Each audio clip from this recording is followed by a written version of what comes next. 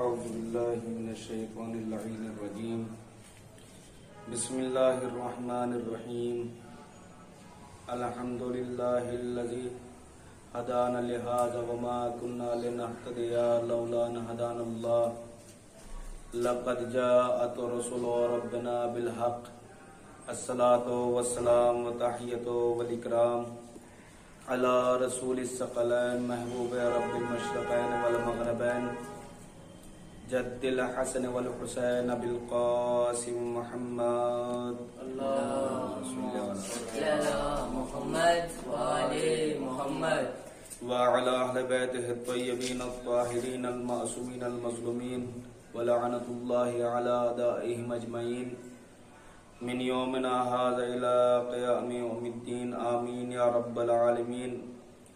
أما بعد فقد قال الله تبارك في كتابه الكريم وهو أصدق القائلين وقوله الحق بالحق. بسم الله الرحمن الرحيم. إن الدين عند الله الإسلام. صلوات اللهم صل على محمد وآل محمد. عزیزان گرامی، خالق کائنات مالک عرش و سماوات اپنی محکم اور مستحکم کتاب قرآن مجید کے اندر ارشاد فرماتا ہے، ان الدین عند اللہ الاسلام، بے شک ہمارے نزدیک سب سے بہتر، سب سے افضل اگر کوئی دین ہے تو وہ دین اسلام ہے. ہمیں سب سے پہلے اس اسلام کو سمجھنا ہے کہ اسلام ہے کیا، اسلام کے معنی کیا ہے، اسلام کہتے کس کو ہے. تو اسلام کے معنی ہے سلامتی والا دین، کہ جس کے اندر سلامتی پائی جائے. یعنی اسلام درس یہ دینا چاہتا ہے کہ خود بھی سلامت رہیے اور دوسروں کو بھی سلامت رہنے دیجیے. عزیزان گرامی، اسلام نے ایک درس اور دیا کہ جس درس کا نام انسانیت ہے. مثال کے طور پر اگر راستے میں کسی سڑک کے اوپر کوئی بچہ کھڑا ہوا ہے اور اس کے سامنے کوئی گاڑی آ رہی ہے تو آپ اس کو بچائیں گے. آپ جا کر اس سے یہ نہیں پوچھیں گے کہ یہ بچہ مسلمان ہے کہ ہندو ہے، سکھ ہے کہ عیسائی ہے، سنی ہے یا شیعہ ہے. نہیں، سب سے پہلے اس کو بچائیں گے اور بچانے کے بعد پھر اس سے پوچھیں گے یہ بتلاؤ بیٹا آپ کس کے بیٹے ہیں. تو یہ جو آپ نے جا کر اس کو بچایا ہے، اس بچانے کا نام انسانیت ہے. اور اس کے بعد جو آپ اس سے پوچھ رہے ہیں یہ کس کا بیٹا ہے، کس کا لخت جگر ہے، اب مذہب کی بات آتی ہے کہ آیا یہ ہندو کا بیٹا ہے یا مسلم کا بیٹا ہے یا سکھ کا بیٹا ہے یا عیسائی کا بیٹا ہے. اسلام سب سے پہلے حکم جو دیتا ہے وہ انسانیت کا حکم دیتا ہے کہ دیکھو اگر آدمی کے اندر انسانیت پائی جاتی ہے تو وہ انسان کہلائے گا، ورنہ شیطان سے بھی بدتر ہو جائے گا. عزیزان گرامی، اسلام نے ایک قانون بتایا اور وہ قانون کیا ہے؟ وہ قانون یہ ہے کہ انسان جب ایک مومن دوسرے مومن سے ملے تو پہلے سلام کرے، بعد میں کلام کرے. سلام کرنا کیا ہے؟ سلام کرنا مستحب ہے اور جواب دینا واجب ہے. مثال کے طور پر آپ کسی سے ملیں تو سب سے پہلے کیا کہیں گے؟ سلام علیکم، کہ آپ کے اوپر میرا سلام ہو، آپ سلامت رہیں. تو شریعت نے آگے بڑھ کر کہا کہ جواب دینا کیا ہے؟ واجب ہے. جواب دینا کیا ہے؟ واجب ہے. اب ہم سلام کرتے ہیں تو سلام کرنا کیا ہے؟ مستحب ہے اور سلام کا جواب دینا واجب ہے. آج پوری دنیا پریشان ہے کہ یہ شیعہ قوم مٹھی بھر قوم ہے، مٹتی کیوں نہیں ہے، برباد کیوں نہیں ہوتی ہے. ہم اس کو قتل کرنا چاہتے ہیں، ہم اس کو ختم کرنا چاہتے ہیں، ہم اس کو برباد کرنا چاہتے ہیں، لیکن یہ قوم ختم ہونے کا نام نہیں لیتی ہے. اس کی وجہ کیا ہے؟ اس کی دلیل کیا ہے؟ کیوں یہ قوم ختم نہیں ہو رہی ہے؟ دیکھیں عزیزان گرامی، ہم ہر مجلس کے بعد، ہر نماز کے بعد 3 زیارتیں پڑھتے ہیں. اور وہ زیارتیں کیا ہیں؟ ہم سب سے پہلے کہتے ہیں السلام علیک یا ابا عبداللہ، اے حسین ابن علی آپ کے اوپر ہمارا سلام ہو. اور اس کے بعد دوسرا سلام کیا پڑھتے ہیں؟ السلام علیکہ مولا یا غریب الغربا، اے غریب غربا آپ کے اوپر ہمارا سلام ہو۔ اور اس کے بعد تیسرا سلام ہم پڑھتے ہیں السلام علیکہ یا صاحب العصر والزمان، اے امام زمانہ آپ کے اوپر ہمارا سلام ہو۔ تو سوچنے والی بات ہے، سمجھنے والی بات ہے، آج ہر دنیا کا انسان یہ چاہتا ہے کہ یہ شیعہ قوم مٹ جائے۔ یہ شیعہ قوم اس لیے نہیں مٹتی ہے کہ ہم سلام کرتے ہیں 3 امام کو، تو جو چیز ہمارے اوپر واجب ہے وہ معصوم کے اوپر اوجب ہو جاتی ہے۔ تو بعید نہیں ہے کہ ادھر سے ہمارے امام بھی سلام دیتے ہیں، سلام کا جواب دیتے ہیں۔ ادھر ہم نے کہا السلام علیکم ابا عبداللہ، ادھر سے آواز آئی وعلیکم السلام، تم بھی سلامت رہو۔ ادھر ہم نے 8ویں امام کو سلام کیا، ادھر سے بھی آواز آئی کہ تم بھی سلامت رہو۔ ادھر ہم نے 12ویں امام کو سلام کیا، ادھر سے بھی جواب آیا کہ آپ بھی سلامت رہیے۔ تو یہی وجہ ہے کہ آج شیعہ قوم مٹ نہیں رہی ہے، آج شیعہ قوم برباد نہیں ہو رہی ہے۔ کیوں؟ اس لیے کہ جس کو 3 امام سلامتی کی دعا دے دیں وہ قوم نہیں مٹ سکتی ہے۔ تم لاکھ کوشش کرنا چاہو، لاکھ چاہو کہ ذکر حسین کو بند کر دیا جائے، امام حسین کا ماتم روک دیا جائے، آج کے دور میں، آج کی تاریخ میں اگر ہم فرش عزا پر بیٹھ کر مجلس نہیں کر سکتے ہیں، امام بارگاہوں میں جا کر اگر مجلس نہیں کر سکتے ہیں، تو ہر عزادار کو چاہیے کہ وہ اپنے دل کو عزا خانہ بنا لے، امام حسین کا نام اس دل کے اندر روشن کر لے۔ اور عزیزان گرامی، امام جعفر صادق علیہ الصلوۃ والسلام کے پاس امام علیہ السلام جو ہے وہ فضائل بیان کر رہے تھے، کس چیز کے؟ لیلۃ القدر کے۔ اور جب لیلۃ القدر کے فضائل بیان کر رہے تھے تو فرما رہے تھے کہ دیکھو اگر لیلۃ القدر میں انسان نے ایک آیت پڑھی تو گویا ایسا ہے کہ اس نے دوسرے مہینوں میں پورا قرآن ختم کر دیا ہو۔ اسی طریقے سے اگر کسی نے ایک مرتبہ استغفر اللہ کہا تو گویا ایسا ہے کہ اس نے پورے مہینے استغفر اللہ کہا ہو، اللہ سے استغفار کیا ہو۔ اسی طریقے سے امام جو ہیں وہ فضائل بیان کرتے ہوئے جا رہے تھے۔ ایک صحابی کھڑے ہوئے تھے، فضائل کو سن رہے تھے، ایام رمضان قریب تھے۔ اس صحابی نے دل میں تہیہ کیا کہ میں اعمال شب قدر ضرور انجام دوں گا۔ اب تاریخ نے لکھا جیسے جیسے دن کم ہوتے گئے اور لیلۃ القدر قریب آتی جائے، اور وہ دن بھی آ گیا کہ جب لیلۃ القدر آ گئی۔ اب یہ رات میں انتظار کرنے لگے کہ میں اعمال شب قدر کو انجام دوں گا۔ ابھی یہ سوچ ہی رہے تھے کہ نیند کا غلبہ ان کے اوپر طاری ہو گیا۔ جب طاری ہوا ہے تو یہ سو گئے، اور جیسے ہی صبح مؤذن نے کہا اللہ اکبر، اب ان کی آنکھ کھلی۔ یہ دوڑے ہوئے مسجد میں گئے اور جانے کے بعد امام کے پیچھے نماز پڑھی، اور نماز پڑھنے کے بعد امام کے سامنے پہنچے اور گریہ کرنے لگے۔ امام نے پوچھا رونے کا سبب کیا ہے، کیوں رو رہے ہو؟ انہوں نے کہا مولا آپ نے جو اعمال شبر کی فضیلت کو بیان کیا تھا میں نے اس کو کھو دیا ہے، میں نے اعمال شب قدر انجام نہیں دیے۔ امام مسکرائے، مسکرانے کے بعد ان کی پیشانی کو دیکھا اور دیکھنے کے بعد کہتے ہیں کہ نہیں، آپ نے اعمال شب قدر کو انجام دیا ہے، جو اعمال شب قدر کا ثواب تھا وہ تمہارے حصے میں آ چکا ہے۔ انہوں نے کہا مولا میں تو سو گیا تھا، میں نے اعمال شب قدر کو انجام نہیں دیا ہے۔ امام نے کہا نہیں، آپ نے کوئی ایسا عمل کیا ہے کہ جس کی بنا پر آپ کو اعمال شب قدر کا ثواب ملا ہے، ذرا تھوڑا سوچو سمجھو فکر کرو، کون سا ایسا عمل کیا کہ جس کی وجہ سے اعمال شب قدر کا ثواب مل گیا؟ انہوں نے کہا مولا میں نے کوئی خاص عمل تو انجام نہیں دیا ہے، لیکن مولا مجھے یاد آ گیا، میں جب رات کا کچھ حصہ گزرا تو میرے اوپر پیاس کا غلبہ طاری ہوا، میں نیند سے بیدار ہوا اور پیاس کا غلبہ زیادہ تھا، میں اٹھا اور کاسے آپ کے قریب گیا، پانی کو لیا اور پانی پینے کے بعد میری زبان سے بے ساختہ نکلا صلی اللہ علیہ ابا عبداللہ ولعن اللہ قتلۃ الحسین وصحابہ اجمعین، اے حسین آپ کے اوپر میرا سلام ہو اور آپ کے دشمنوں کے اوپر، آپ کے قاتلوں کے اوپر اللہ کی لعنت ہو۔ بس امام نے فرمایا یہ جو تو نے مختصر سا عمل کیا ہے، اسی عمل کی بنا پر تجھے اعمال شب قدر کا ثواب مل گیا۔ اب سوال یہ ہے کہ اس صحابی نے کتنی بار کہا کہ اس کو اعمال شب قدر کا ثواب مل گیا؟ اس نے صرف ایک بار کہا کہ جس کی بنا پر اس کو اعمال شب قدر کا ثواب مل گیا. تو لہٰذا ہمیں چاہیے کہ ہر دن کم سے کم ایک مرتبہ امام حسین کے اوپر صلوات پڑھے اور ایک مرتبہ ان کے قاتلوں کے اوپر لعنت بھیجے. اب ضروری نہیں ہے کہ عربی میں کہا جائے اللہم لعن قتلۃ الحسین و اصحابہ اجمعین. نہیں، آپ اپنی زبان میں، اردو زبان میں بھی ایک مرتبہ کہہ سکتے ہیں کہ امام حسین کے دشمنوں پر اور امام حسین کے قاتلوں کے اوپر اللہ کی لعنت ہو. اگر آپ نے اردو میں بھی کہہ دیا تو یہ بھی کافی ہو جائے گا اور آپ کو اعمال شب قدر کا ثواب مل جائے گا. ایک صلوات پڑھے محمد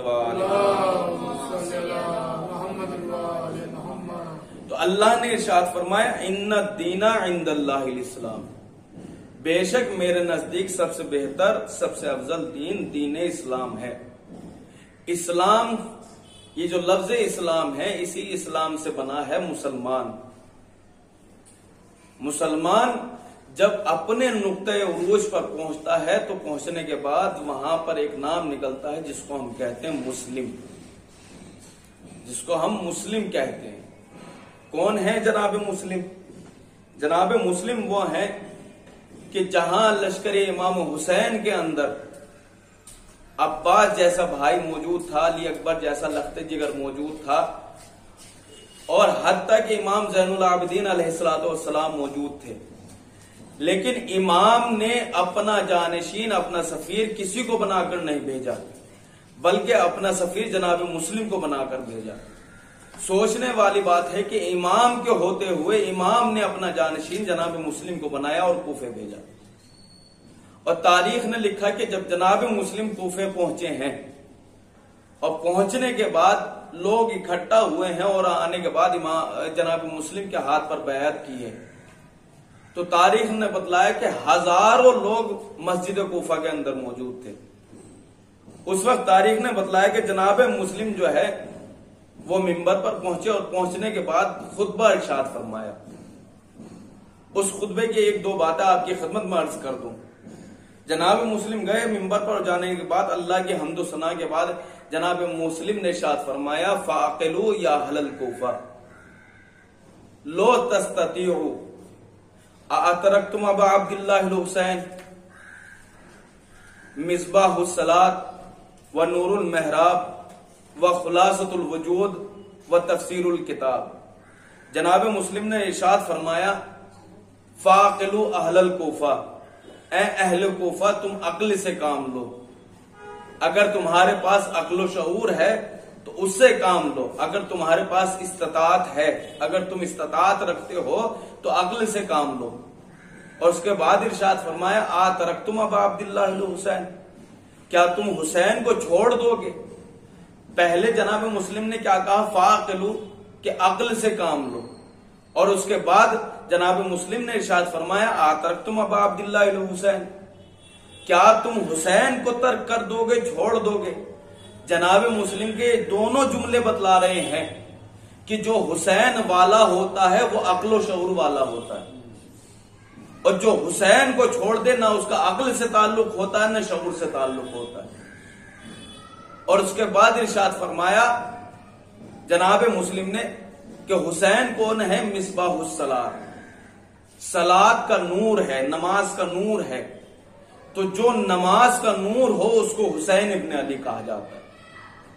اور جناب مسلم علیہ السلام نے بتلا دیا کہ دیکھو اگر تمہارا تعلق حسین سے نہیں ہے تو تم لاکھ نمازیں پڑھو تمہاری نمازیں قبول نہیں ہوں گی، تمہارے سجدے قبول نہیں ہوں گے، تمہاری عبادتیں قبول نہیں ہوگی اگر حسین سے تعلق نہیں ہے.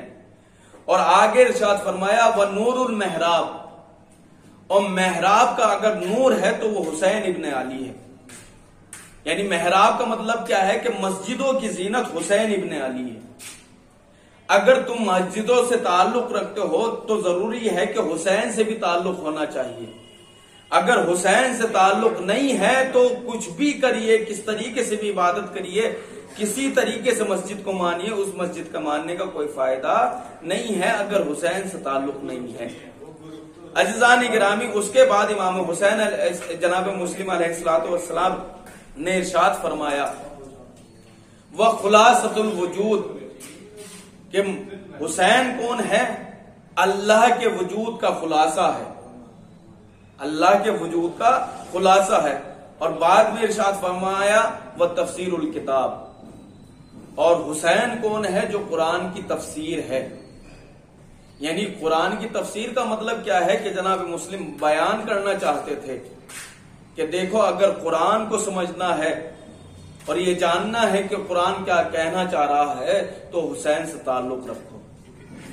یہی جناب مسلم نے بیان کیا عزیزان گرامی۔ لیکن تاریخ نے لکھا کہ جب جناب مسلم کے ہاتھ پر کئی ہزار لوگوں نے بیعت کی اور آیا ہے، کون آیا؟ ابن زیاد، اور جیسے ہی ابن زیاد آیا تو تاریخ نے لکھا کہ اب ماحول بدل گیا، لوگوں کے حالات بدل گئے۔ وہ لوگ جو جناب مسلم کے ہاتھ پر آگے بڑھ بڑھ کر بیعت کر رہے تھے انہوں نے دغا دینا شروع کر دیا۔ تاریخ نے لکھا کہ جناب مسلم جب نماز پڑھا رہے تھے تو اس وقت مسجد بھری ہوئی تھی۔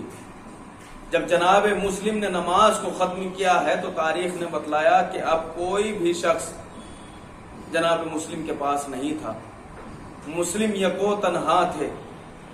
مسلم مسجد کوفہ سے نکلے اور نکلنے کے بعد اب غریب الوطن ہے، جائے تو کہاں جائے، نہ کوئی مونس ہے نہ مددگار ہے، نہ کوئی چاہنے والا نہ کوئی گھر والا۔ اسی اسنا میں چلتے چلتے جناب مسلم ایک گھر پر پہنچے اور پہنچنے کے بعد دق الباب کیا، اندر سے آواز آئی من انتا، آپ کون ہیں؟ تو جناب مسلم نے رو کر کہا میں غریب الوطن ہوں، مجھے پیاس لگی ہے، اگر ہو سکے تو ایک کاسے آب لا دو۔ تاریخ نے لکھا کہ اندر سے ایک مومنہ آئی اور آنے کے بعد اس نے پانی کو جناب مسلم کو دیا۔ جناب مسلم نے پانی کو پیا اور وہیں پر بیٹھ گئے۔ اب اس مومنہ نے کہا کہ بھائی کیا تجھے کوفے کے حالات کا پتہ نہیں ہے؟ کیا تو نہیں جانتا کہ کوفے کے حالات کس طریقے سے بگڑ گئے ہیں؟ جا اپنے گھر چلا جا۔ بس اتنا سننا تھا کہ جناب مسلم چیخے مار کر رونے لگے اور فرمایا کہ جس کا کوئی گھر نہ ہو وہ کہاں جائے، میں بغیر گھر کے ہوں، بغیر مددگار کے ہوں۔ بس اتنا سننا تھا کہ اس مومنہ نے کہا کہ بھائی ذرا اتنا بتلا دو آپ ہیں کون؟ کہا میں مسلم بن عقیل ہوں۔ بس اتنا سننا تھا کہ اس مومنہ نے قدموں پر ہاتھ رکھ دیا اور ہاتھ رکھنے کے بعد کہا مولا یہ آپ کا گھر ہے، آپ اس گھر کے مالک ہیں، اندر تشریف لے آئیں۔ تاریخ نے بتلایا کہ جناب مسلم گھر کے اندر پہنچے اور پہنچنے کے بعد اب جناب مسلم نے اس مومنہ سے کہا کہ مجھے کچھ نہیں چاہیے، بس ایک مصلی لا دے تاکہ میں خداوند عالم کی عبادت کر سکوں۔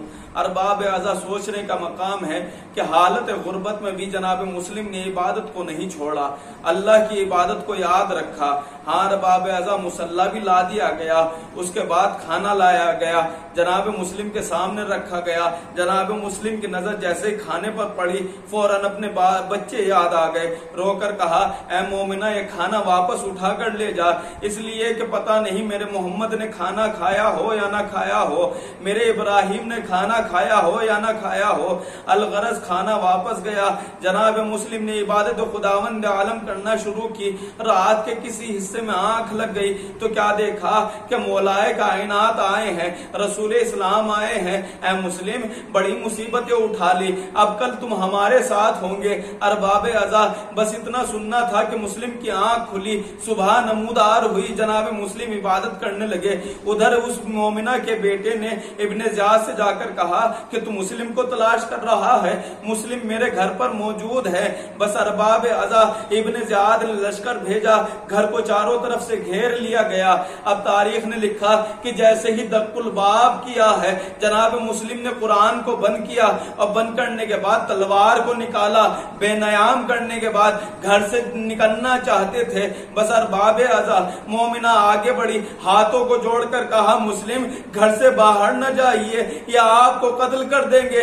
اگر میرے سامنے میرا مولا قتل ہو گیا تو میں اپنے رسول کو کیا جواب دوں گی, میں اپنے مولا کو کیا جواب دوں گی. بس ارباب ازا جناب مسلم نے رو کر کہا اے مومنہ تم میری غیرت کو نہ للکار, اس لیے کہ مسلم سب کچھ برداشت کر سکتا ہے لیکن یہ برداشت نہیں کر سکتا کہ کسی کے پردے کی بے حرمتی ہو جائے. میں ہاتھوں کو جوڑ کر کہوں گا مسلم تمہیں ایک مومنہ کے پردے کا بڑا خیال ہے, کاش تم کربلا کے بعد ہوتے تو دیکھتے کہ زینب کے سر پر چادر نہیں ہے, ام کلثوم کے سر پر چادر نہیں ہے. منادی ندا دے رہا ہے پہچانو یہ علی کی بیٹیاں ہیں, یہ فاطمہ کی لخت جگر ہیں. الا لعنت اللہ علی القوم الظالمین.